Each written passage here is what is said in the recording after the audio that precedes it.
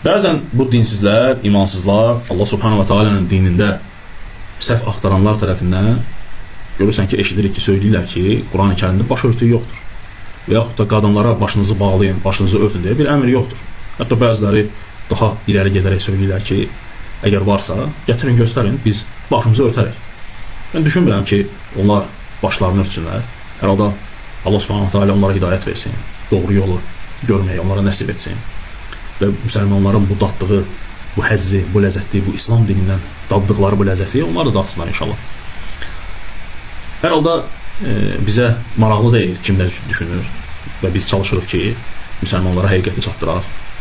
Allahın kitabı və Peyğəmbər sallallahu aleyhi ve sellemin sünnəsini insanlara öyrədək. Quran-ı Kərimdə 2 surənin 2 ayətində Allah Subhanahu wa Taala Nur surəsi 31-ci və Əhzab surəsi 59-cu ayətində bizlərə buyurur ki, mömin qadınlara de ki, harama baxmayıb gözlərini aşağı diksinlər və cinsiyyət üzvlərini zinadan qorusunlar. Qoy onlar görünənlər istisna olmaqla zinətlərini naməhrəmə göstərməsinlər.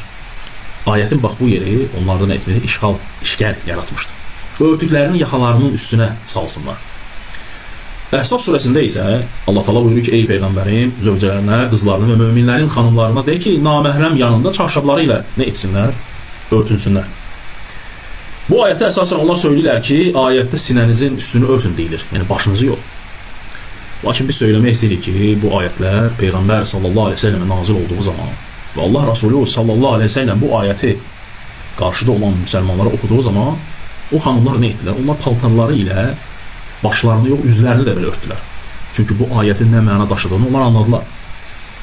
Onun gibi də söylənilir ki, ximar qadının baş örtüyü deməkdir.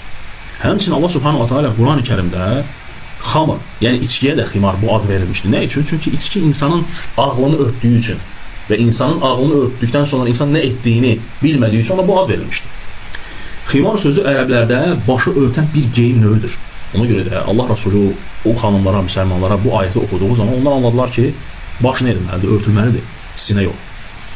Həmçinin də dəyərli dinləyicilər, bizim özümüzdə də, yəni Azərbaycan dilində də elə bir kəlmələr var ki, o kəlmələr bizlərə oxunduğu zaman o kəlmələrdə baş, ayaq, əl sözü olmasa da belə, lakin biz o şeylərin hara geyinildiyini və necə olduğunu bilirik.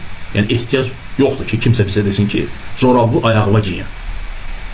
Biz evdə deyirik ki, corabı giyin. Və corabı hara geyinir biz dərhal başa düşürük. Və həmçində ərəblər də belədir. Ərəbə biximorihinlə söylənildiyi zaman, ayət oxunduğu zaman onlar bilirlər ki, burada sinə örtməkdən söhbət gelmir.